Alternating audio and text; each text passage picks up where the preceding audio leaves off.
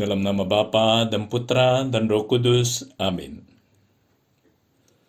Ya Tuhanku, ya Allahku, aku sungguh percaya bahwa Engkau hadir di sini, bahwa Engkau melihatku, bahwa Engkau mendengarkan aku. Aku menyembah Dikau dengan hormat. Aku mohon ampun atas dosa-dosaku dan rahmat untuk menggunakan waktu berdoa ini dengan penuh hasil.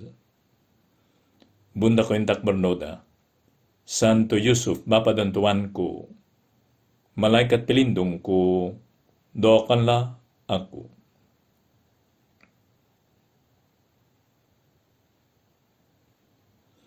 Katanya kitab Kejadian, adapun seluruh bumi, satu bahasanya dan satu logatnya.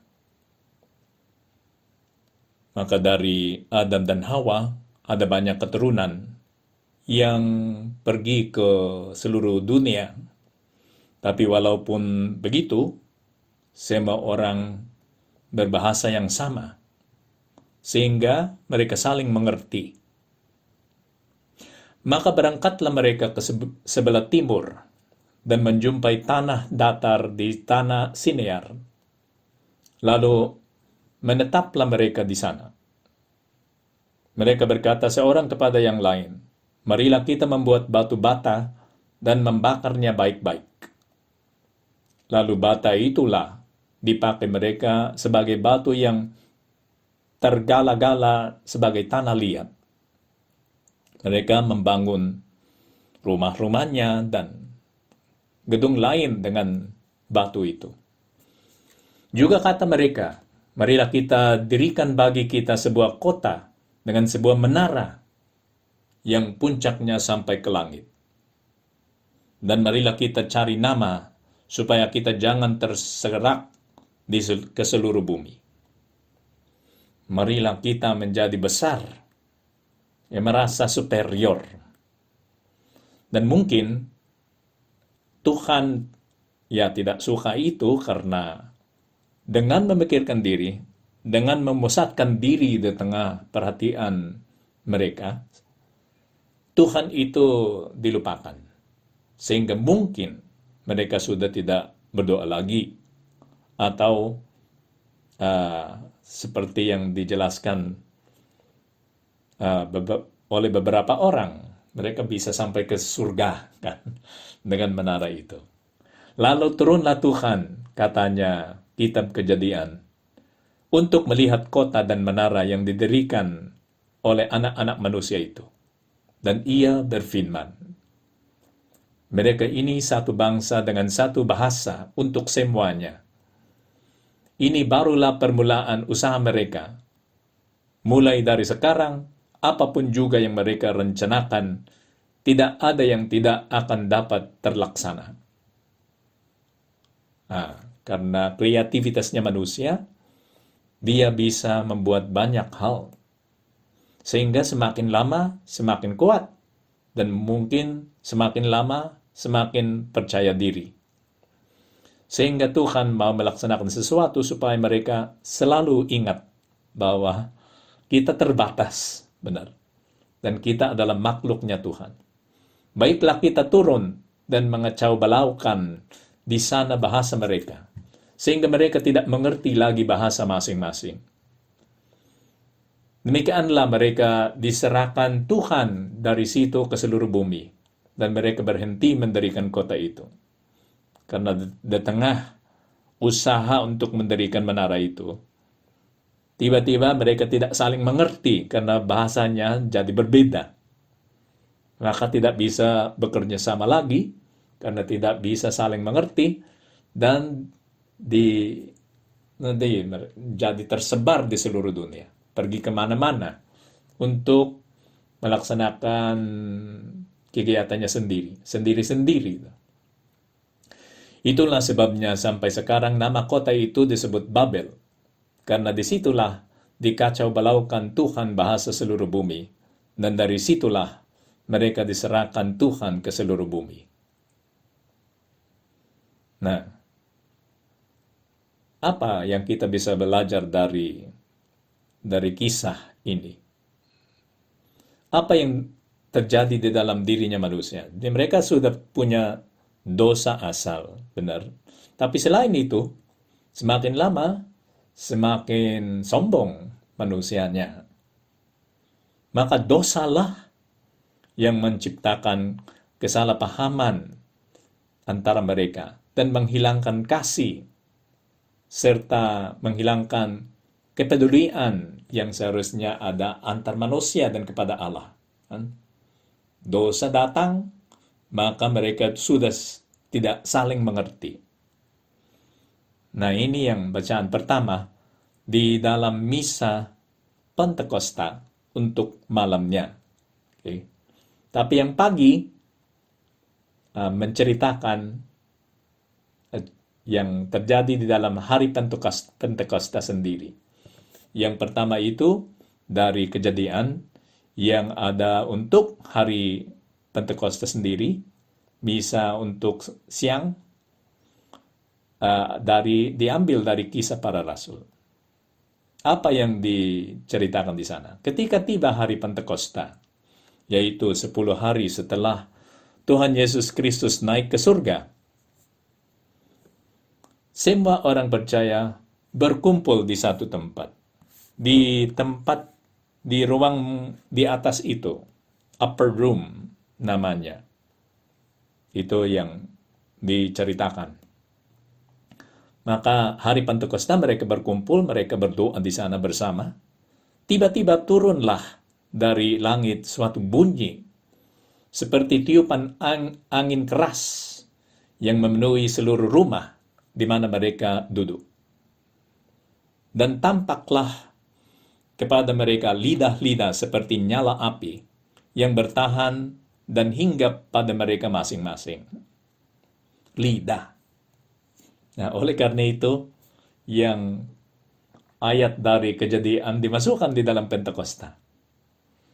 Karena rasanya dulu lidahnya jadi berbeda-beda, kan? Maksudnya bahasanya jadi berbeda-beda. Sekarang yang lidah itu, yang masuk di dalam setiap orang yang ada di dalam ruang di atas itu, membantu mereka untuk berbicara. Lidah. Tampaklah kepada mereka lidah-lidah seperti nyala api yang bertebaran dan hinggap pada mereka masing-masing. Maka penuhlah mereka dengan Roh Kudus. Ternyata lidah-lidah itu adalah Roh Kudus. Lalu mereka mulai berkata-kata dalam bahasa-bahasa lain. Maksudnya bahasa yang bukan bahasa sendiri, kan? Ya, itu bukan bahasa ibunya, kan? Seperti yang diberikan oleh Roh Kudus itu kepada mereka untuk mengetakannya. Roh Kudus yang memilih apa bahasa mana yang bisa dikatakan dipakai oleh orang itu. Waktu itu di Yerusalem, karena itu hari Pentakosta, maka hari raya besar untuk orang-orang Yahudi.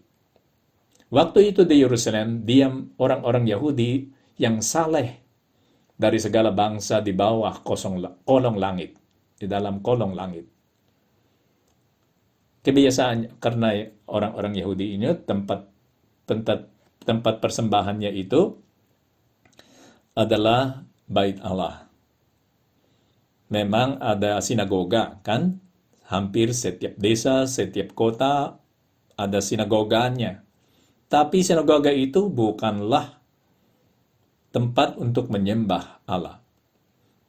Sinagoga adalah tempat di mana mereka berkumpul untuk membaca yang Wahyu dan membaca semua kitab suci itu dan mengomentar dan menafsirkannya.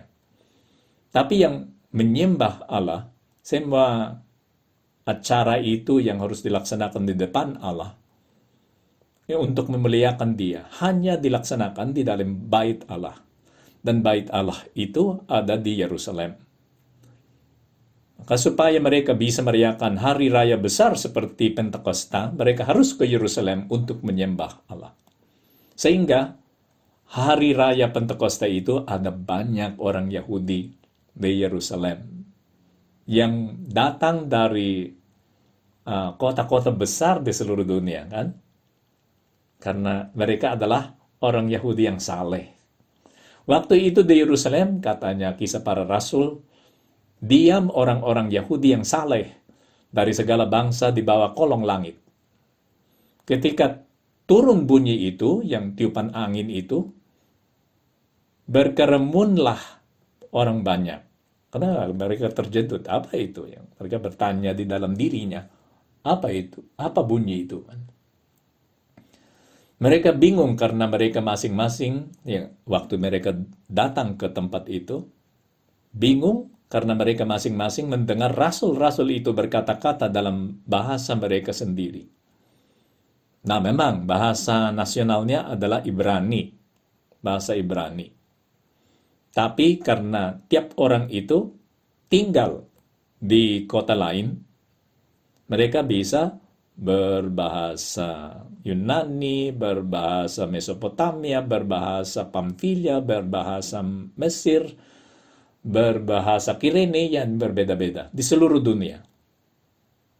Mereka tidak hanya mendengar mereka dengan bahasa Ibrani, yang mungkin mereka tidak menguasai karena bahasa sehari-harinya adalah bahasa setempat itu. Dan yang mengejutkan adalah para rasul itu bahasanya sendiri. Mereka semua tercengang-cengang dan heran, lalu berkata, bukankah mereka semua yang berkata-kata itu orang Galilea? Kan seharusnya mereka berbahasa Galilea, kan? Atau paling tidak bisa berbahasa Yunani. Dan juga karena mereka dari Galilea, Galilea itu yang jauh, bukan ibu kota. Ibu kotanya adalah Yerusalem yang ada di dalam daerah Yudea. Itu seperti orang desa. Itu tidak merendahkan orang desa. Hanya karena mereka tidak ada kesempatan, banyak kali orang Galilea itu tidak tahu bahasa lain, kan? Hanya bahasa sendiri. Lalu orang-orang Galilea itu berbahasa yang berbeda-beda.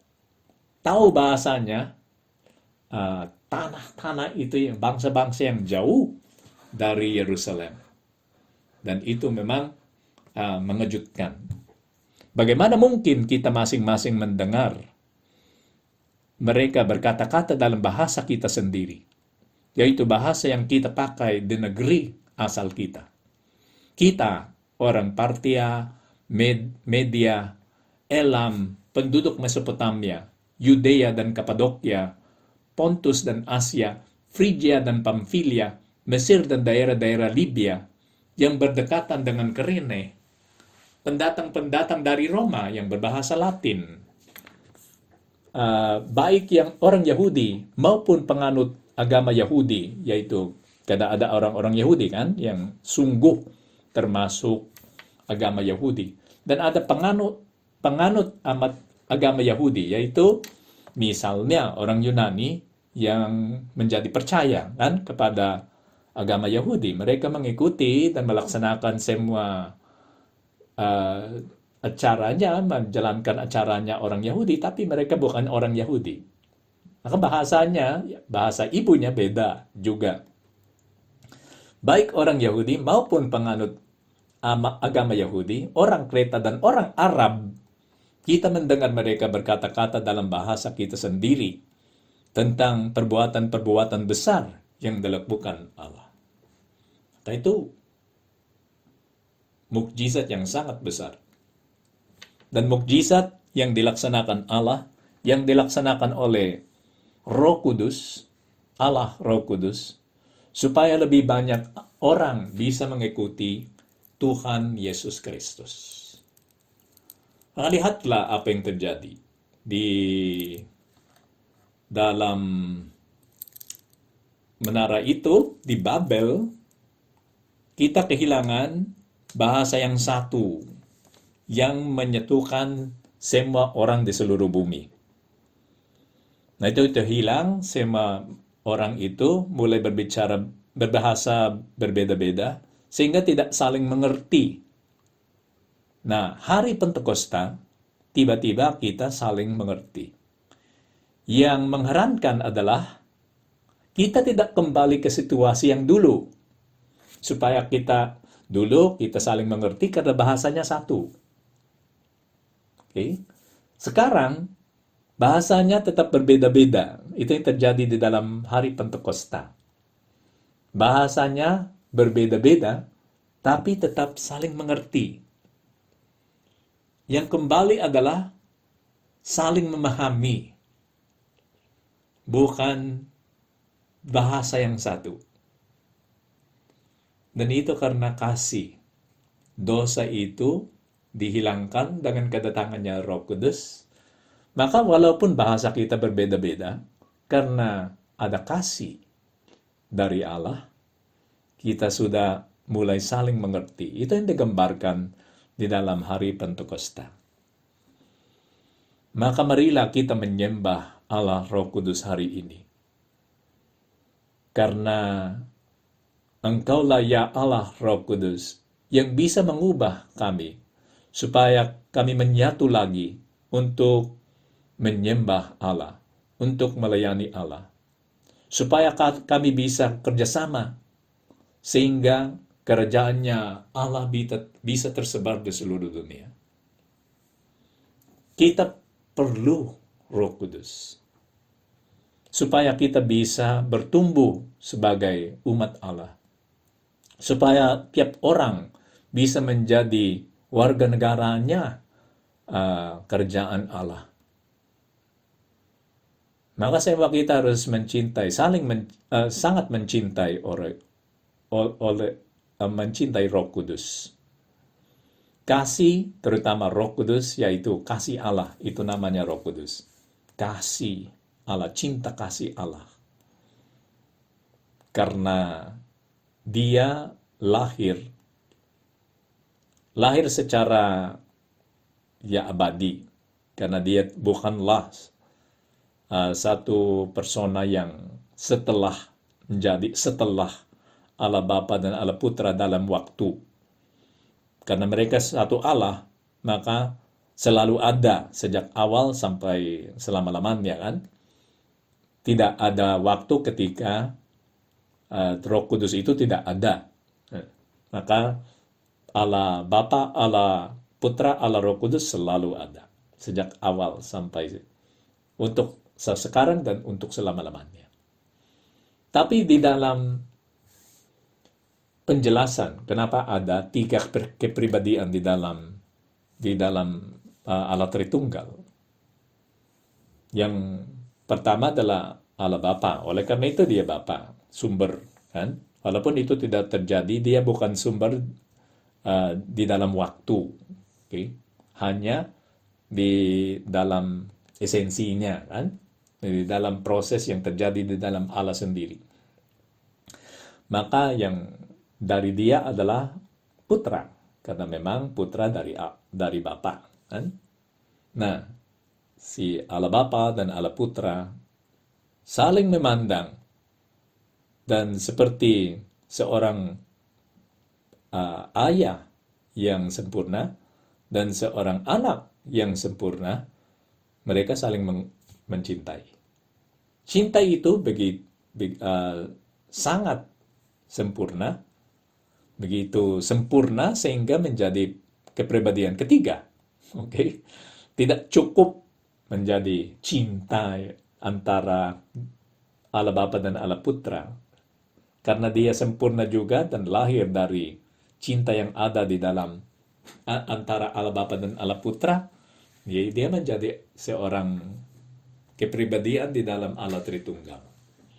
Dan dia adalah Roh Kudus. Oleh karena itu namanya adalah cinta kasih Allah. Si Tuhan Yesus Kristus, karena dia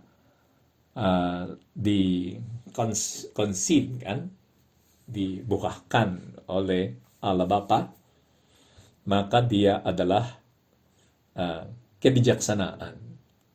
Okay? Dalam kebijaksanaannya Allah. Tapi Roh Kudus adalah cinta Allah.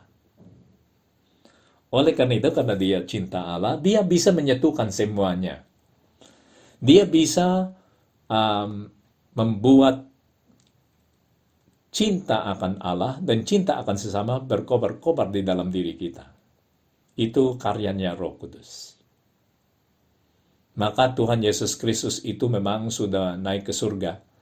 Sudah tidak kelihatan lagi oleh mata yang ragawi kita ini, walaupun kita masih bisa melihat dia di dalam, khusus di dalam sakramen Maha Kudus, dengan mata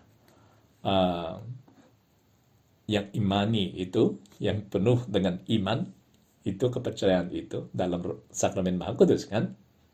Tapi karena sudah tidak kelihatan tubuh Tuhan Yesus Kristus, yang berkarya sekarang adalah Roh Kudus di dalam hati kita. Kita tidak kelihatan, tapi terasa yang karyanya itu, khusus di dalam cinta.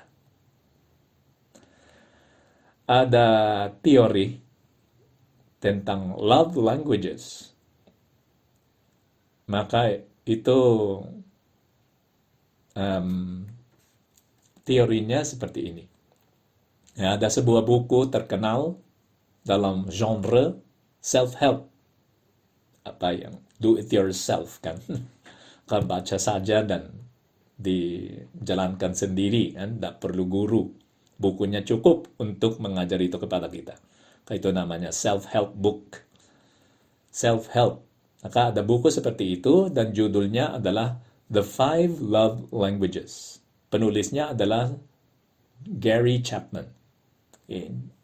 Jadi populer sehingga bestseller, sudah lama itu bestseller, The 5 Love Languages by Gary Chapman. Dan sekarang berada di internet di dalam bentuk quiz. Kalau mau buat quiz itu, melaksanakan quiz itu, bisa mengetahui love language mana yang paling kuat di dalam diri kita. Oke? Maka buku ini didasarkan pada apa yang disebut oleh psikolog sebagai model. Model itu cara bagaimana kita bisa menafsirkan suatu hal. Dan menafsirkan cinta dengan teori 5 love languages adalah mengkategorikan hal-hal itu dalam kategori yang memudahkan pengertiannya. Sehingga kalau kita tahu 5 love languages itu dan bisa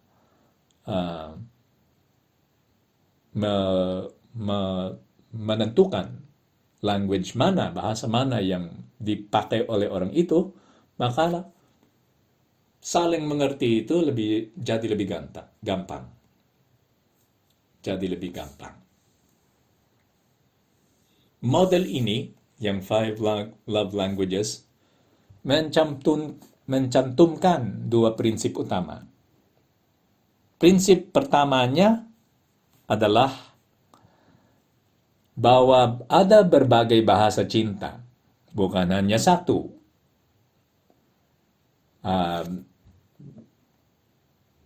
Bahasa-bahasa itu adalah sentuhan, maka kita bisa menyampaikan cinta dengan sentuhan, atau kata-kata peneguhan, yang kedua.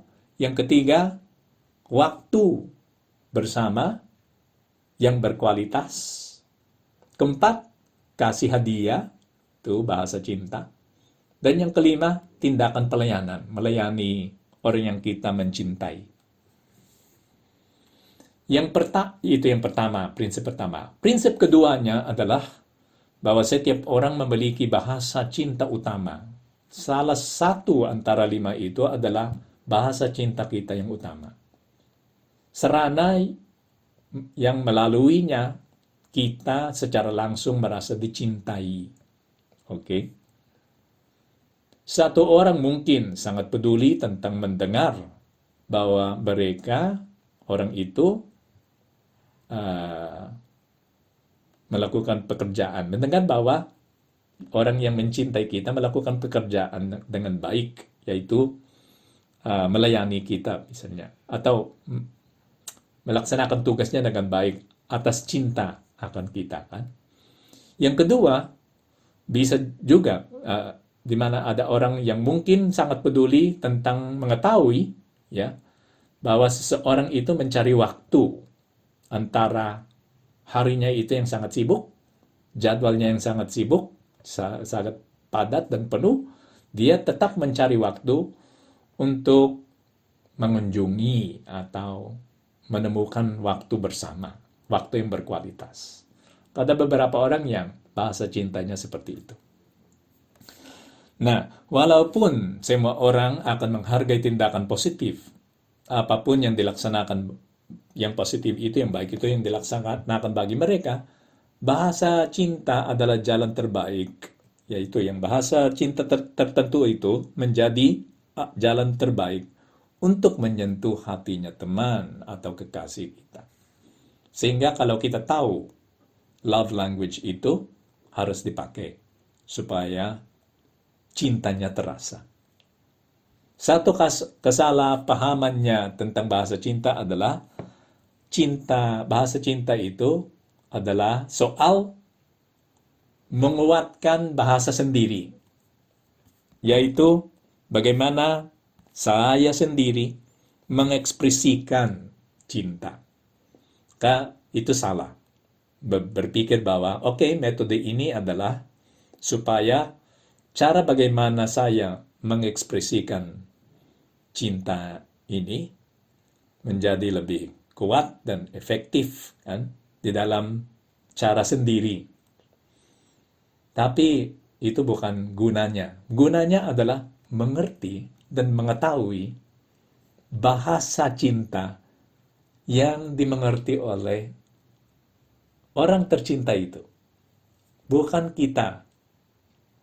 Perhatiannya tidak ada di dalam diri kita, melainkan ada di dalam sesama. Maka usaha kita adalah mengetahui bahasa cinta utamanya orang yang tercinta. Dan kita pakai bahasa itu, bukan bahasa sendiri. Misalnya kalau saya suka yang sentuhan itu. Kalau tersentuh oleh orang yang mencintai aku, merasa tercinta. Tapi yang orang itu yang saya harus mencintai, bahasanya adalah pelayanan. Ya jangan sentuh-sentuh. Yang saya harus melaksanakan adalah melayani dia. Selalu mencari kesempatan untuk melayani dia. Nah, kalau saya melaksanakan itu, dia akan merasa tercinta. Dicintai oleh saya. Itu gunanya. Sehingga itu sangat tepat dengan ajaran Katolik. Benar. Cinta itu bukan soal aku harus dicintai. Melainkan aku harus tahu bagaimana mencintai sesamaku. Karena itulah yang membuat saya menjadi orang kudus. Itulah yang belajar bagaimana mencintai orang lain adalah cara bagaimana saya bisa menjadi seperti Allah. Yang bisa mencintai siapapun, karena semua itu adalah ciptaannya sendiri. Maka semua kita dicintai oleh Allah. Nah, kalau kita belajar bagaimana melaksanakan itu juga, mencintai siapapun, bagaimanapun personalitasnya, sampai orang itu yang mungkin merasa musuh kita dan tidak mencintai kita. Kalau kita dari sisi kita tahu bagaimana mencintai dia, itu yang cinta yang sungguh. Ada 3 hal yang sekarang dipakai di dalam psikologi, dan kita bisa menyebut itu MOU, oke? Atau EMOU, MO. Dan yang MOU itu adalah mindfulness, openness, understanding. Semua itu harus ada supaya kita bisa mencintai orang secara sungguh. Mindfulness, kita harus memperhatikan orang. openness, terbuka atas apa yang dia sampaikan, terbuka juga atas perbedaan yang ada antara kita dan dia, understanding, mengerti apa yang dia perlu, juga bagaimana dia bisa mengerti kita, kan? Bahasa cintanya sendiri. Nah, kalau itu MOU, kalau kita pakai EMOU, ada empati, yang A itu empathy, empati. Kita merasa apa yang dirasakan oleh orang lain, yang mungkin sama dengan understanding, tapi ya dari sudut pandangan afektifnya. Santo Josemaria selalu menjelaskan itu. Katanya, cinta itu bukan soal memberi, melainkan soal mengerti. Lebih dari memberi, itu adalah mengerti. Nah, walaupun kita tidak punya terlalu banyak kekayaan, uang, atau barang yang bisa diberikan kepada orang yang tercinta, mungkin yang orang tercinta itu, yang dia mengharapkan adalah pengertian. Dia harus dimengerti. Dan juga kalau kita bisa menunjukkan cinta akan sesama kita, paling tidak, dan terutama kita harus mengerti dia. Mungkin kita tidak mencintai orang lain itu karena kita tidak mengerti. Dan juga karena kita tidak berusaha untuk mengertinya. Tapi itu dasarnya cinta, pengertian. Sehingga kita bisa membacanya di dalam bacaan-bacaan yang ada di dalam Pentakosta. Dan Tuhan, Roh Kudus itu datang untuk memenuhi hati kita ini dengan cinta. Jika Roh Kudus itu adalah di dalam hati kita, maka kita harus mampu mengerti orang lain. Dan dengan mengertinya, kita mampu mencintai orang itu. Marilah kita pergi kepada Bunda Maria. Bunda Maria, engkau adalah ibu semua orang di seluruh dunia, baik yang Katolik maupun yang Kristen maupun yang bukan Katolik atau Kristen. Engkau tidak memaksa orang masuk menjadi Katolik, benar? Tapi kepedulianmu adalah supaya kami selamat. Sehingga engkau adalah ibu semua kita. Dan kami merasa terdukung dan dicintai. Bahasa Mai itu selalu gampang dimengerti. Di seluruh dunia, kami tahu bahwa engkau, ya Bunda, mencintai kami. Kami pergi kepadamu untuk menerima cinta itu, dan juga supaya kami bisa belajar mencintai sesama kami.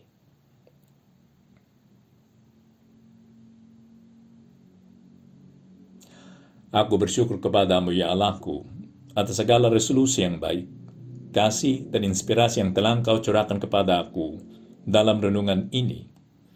Aku mohon pertolonganmu untuk melaksanakannya. Bunda Kain tak bernoda, Santo Yusuf, Bapa dan Tuanku, Malaikat pelindungku, doakanlah aku.